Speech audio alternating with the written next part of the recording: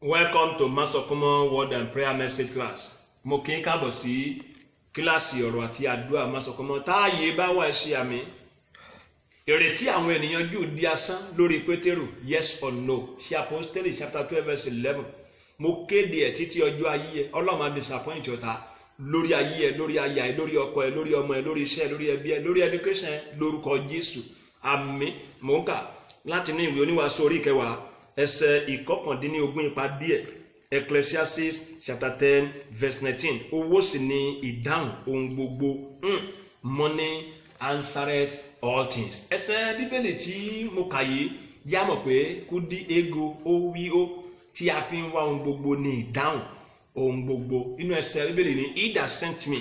Ọlọ́run Masokomo àbáláyé fi ayé ló ti fi Masokomo Word and Prayer Message rán mi sí ẹ̀yin tó ní àǹfààní láti wá sí kíláàsì ní sáà yìí. Kílà kò rí if there is no money, tí kò bá sí owó. Series 5 ní eléyìí case study wa níbí ni ọba Ahabu àtolórí ẹ̀ Jésíbélì versus Nábótì. A máa kọ́ ẹ̀kọ́ yẹn láti ní ìwé ọba kìíní chapter 21 verse 2 to 3. First King ìwé ọba kìíní orí ìkọkànlélógún ẹsẹ̀ kejì sí ẹsẹ̀ ìkẹta rẹ̀. Ahabu sì bá Nábótì sọ wípé fún mi ní ọgbà àjàrà rẹ kémi kí ó lè fi gbin ọgbà ewébẹ̀ nítorí tí ó súnmọ́ ilé mi, èmi ó sì fún ọ ní ọgbà àjàrà tí ó sàn jù lọ dípò rẹ̀. Bí ó bá sì dálé ojú rẹ̀, èmi ó fi iye owó rẹ̀ fún ọ. Nábótì sì fún Ahabu pé Olúwa má jẹ́ kí èmi kí ó fi ogún àwọn bàbá mi fún ọ. Kábíyèsí Ọlọ́run. Mi ò fẹ́ ṣàgbàmọ̀gùn ẹ o. Ọba ló pe aráàlú ẹ̀ kan Nábótì.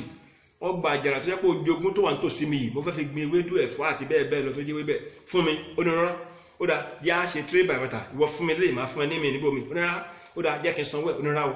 Nábótì kọ̀ jálẹ̀ gbogbo ọ̀nà mẹ́ta tó bá rà kalẹ̀ according to verse 2.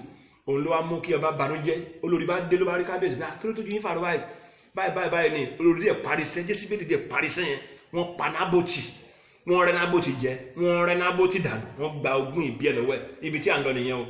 Series 5 ní eléyìí kí ló náà tó kàn tó jẹ́ pé ó máa ṣẹlẹ̀ if there is no money, tí kò bá sí owó. Ó ní pé you will be seated wọ́n máa rẹ́ ọ jẹ o tẹ́yìn ò bá ní owó.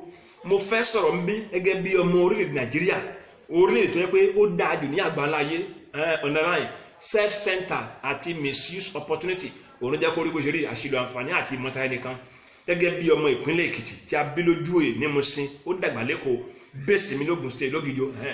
English teacher sọ pé where you are determines what you see. Mi ò tí ì láǹfààní láti travel out kí n rí ọ̀hún àtàtì pé à ń gbọ́ à ń kà á. Ṣùgbọ́n níbí àtẹ̀rí díẹ̀ kí ló jẹ́ kí n sọ bẹ́ẹ̀ ni pé tí yóò bá lówó níbi tí a wà yìí wọ́n máa rẹ́ èèyàn jẹ o. Ìwé aláwọ̀ yìí sọ pé òótọ́ dé ọjà òkúta owó lọ́wọ́ báyìí ni à ń rèké. Ayé òfóòtọ́ ọ̀run ògbèké ọ̀rọ̀ ọ̀dẹ̀kú mẹ́ta ìkan lèyàn máa fọ́ mú bẹ̀. Òótọ́ ọ̀rọ̀ ni ẹ máa sọ wọn. Ṣẹ́rí bí ọba Ahabu àti Jésíbélì ṣe dìpà papọ̀ tí wọ́n rẹ́ Nábótì jẹ tán gba ogún lọ́wọ́ ẹ̀ tí wọ́n tó para rẹ̀ yìí. Bẹ́ẹ̀ náà ni tí o bá lówó lọ́wọ́ wọn á rẹ́ ọ jẹ. You will be seated if you have no money, if there is no money. Kí ló jẹ́ kí n sọ bẹ́ẹ̀ ni pé society wá fààyè ẹlẹ́ ó fààyè gbà á. Apart from yẹn ẹnì kọ̀ọ̀kan individual náà fààyè gbà á. Ó wà lọ́wọ́ ni wọ́n arẹ́ ni ẹ jẹ. Apart from yẹn wọ́n ṣàtìlẹ́yìn ìfẹ́ tó lówó lọ́wọ́. Àwọn ọlọ́pàá agbófinró gbogbo ni kì í ṣe ọlọ́pàá nìkan o. Wọ́n fààyè gbà pé ilé lówó lọ́wọ́ ẹja filẹ̀ ilé lówó lọ́wọ́ yára ẹ jẹ. Tọ̀sí yẹn adájọ́ lọ́ọ̀yà ẹ má tiẹ̀ sọ tiwọn o. Ló jẹ́ kí n sọ pé mo fẹ́ sọ̀rọ̀ gẹ́gẹ́ bí ọmọ bíbí orílẹ̀-èdè yìí. Ìwé aláwọ̀ yìí sọ pé òkò ńlá ṣaláǹgbá pẹ̀sìn ẹni tó juni lọ ló ń rẹ́ ní jẹ o. Ní Nàìjíríà yà ti gbọ́ àtẹ́rẹ́ ó jí àgùntàn ó jí ewúrẹ́ wọ́n dẹ̀ rán lọ sí ẹ̀wọ̀n. Àwọn tó sọ orílẹ̀-èdè sí oko tó wà yìí olóṣèlú wọ́n ń yan kiri wọ́n lọ ilé ẹjọ́ gan wọ́n jàre bọ̀ wọ́n tó ń joyè láàrin ìlú ayé tó ń kan sára sí wọn torí pé àti láàwí ń bẹ lọ́wọ́ wọn ó wà náà ni ó wọ́n jẹ kókò sí tán rí ṣe sí wọn. Yàtọ̀ sí yẹn ìwé aláwọ̀ yé mi sọ mí ó ní bàbá ní bàbá nígbìmọ̀ bàbá rojú ààrẹ ẹ̀bí ní máa dáyàn ó ní bàbá nígbìmọ̀ nínú ayé bí ẹnìkan dẹ̀ ń jà pẹ̀lẹ́ nìkan ó dẹ̀ fi gògùn ẹnì kejì. Àwọn ẹbí ẹ̀ wọ́n gbẹ́kẹ̀lé Ọlọ́run alára ìjọba pé jẹ́ ọlọ́pàá kan mọ́ wọ́n dẹ̀ fọlọ́pàá mú ẹni tó gbìyàn nígò. Wọ́n dé àgọ́ ọlọ́pàá nínú wọn lọ kàn wọ́n balẹ̀ pé ẹni nǹkan tó ṣe ní tí ó dání o kí àwọn ẹbí tó délé ẹni tó gún nígò ó lè ṣáájú wọn dédé torí pé ó ní bàbá nígbìmọ̀ ni kì í wá ṣe pé bàbá nígbìmọ̀ nìkan ọ̀nà láì àti láàwí yìí wà ń bẹ̀ owó ó wí ó tí a fi wọn ago ó wà kí ló dé tó fi rí bẹ́ẹ̀ torí pé if there is no money wọ́n á rẹ́ ọ jẹ́ o. Ìwé aláwọ̀ yé mi sọ mí ó lágbàlagbà tó bá ti fẹ́ràn dòdò ẹnu wọn kì í gbòdòdò. Kò sí ìvù ibi tí èèyàn lè ṣe ní orílẹ̀-èdè níbí níbikíbi níbí tó bá ti ní àtìlẹ́yìn lọ́wọ́ àwọn religious leader kan máa support yẹ. Ẹ̀sìn mùsùlùmí ni o kìrìsìtẹ́nì wọ́n máa ṣe àtìlẹ́yìn fún gbogbo religious leader kan wọ́n máa ṣe mi gbọ́ o.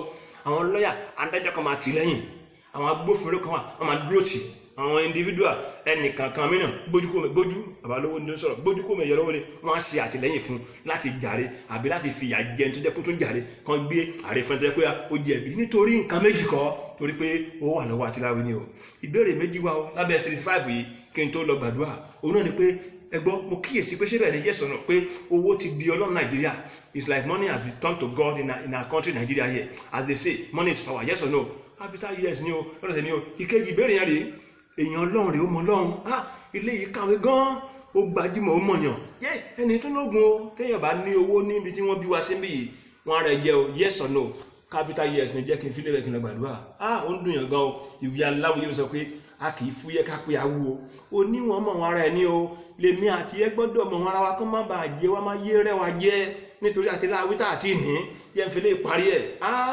olówó gba ẹ létí oníyóòrì kí ló fẹ́ rí ó sunkún wọn ni kábíyèsí ọlọ́run yorùbá òwe olówó gba etí ẹ wàá rí kí ló fẹ́ rí ó kàn sunkún wọn náà ni o yẹn filẹ̀ bẹ́ẹ̀ kí n lọ gbàdúrà táàyè bá wà ẹ ṣe àmì níwájú ajúnilọ rẹni jẹrẹ ọdànù he that sent me ọlọ́run má sọ kún mọ́ á dìde fún ìrànlọ́wọ́ ẹ lórúkọ Jésù. ìkejì òkú Nábótì ní ọlọ́run Ísírẹ́lì jà fún kì í ṣàyè ẹ yes or no capital yes ni o ẹni tó ráyè ṣàmì ní kíláàsì ayé tí ẹni ọlọ́run máa jà fún. finally ẹ̀yin tí wọ́n ti rẹ́ jẹ ní ọ̀nà kan tàbí òmíì mo kéde ẹ̀ lórúkọ Jésù ẹ̀ sákẹ́ lórí àwọn tó rẹ́ ọ jẹ kí òrùn oṣù yìí tó wọ̀ àmì bí ọlọ́run bá bùkún fún yín nípa mẹ́sẹ̀jì yìí ẹ̀yin náà jẹ́ bùkún fún wa ẹ lọ sí YouTube Masokomo TV ẹ subscribe àwọn mẹ́sẹ̀jì wa kún bẹ́ẹ̀ God bless you sir God bless you ma ọ̀rọ̀ ọlọ́run ò lè ṣe tiẹ̀ tì àti àdúrà ìṣe àpòsílẹ̀ 64 ń ta fẹ́ràn wa ni ẹ inú ẹ̀ ní àwa àwọn àgbẹ̀ admission resumption máa ṣẹlẹ̀ ní ilé ẹ̀kọ́ bíbélì tọ̀dọ̀ wa Christ Matthias Bible College and Seminary ní oṣù tí a wà yìí ní o àǹfààní wà tàbá ti sọ̀rọ̀ lórí ìrọ̀bá sọ̀rọ̀ ó parí nìyẹn BA ọlọ́run tọ́lá ní orúkọ mi tí ayé mọ̀ sí Masokomo láti orí òkè Masokomo Ògìjò tàbí Christ Matthias Bible College and Seminary Ògìjò bákan náà ẹ̀rọ ìbánisọ̀rọ̀ mi ò yí padà 005-605-5062 tàbí 0803-274-6913 Jésù ọlọ́run Masokomo ààyè ló wà.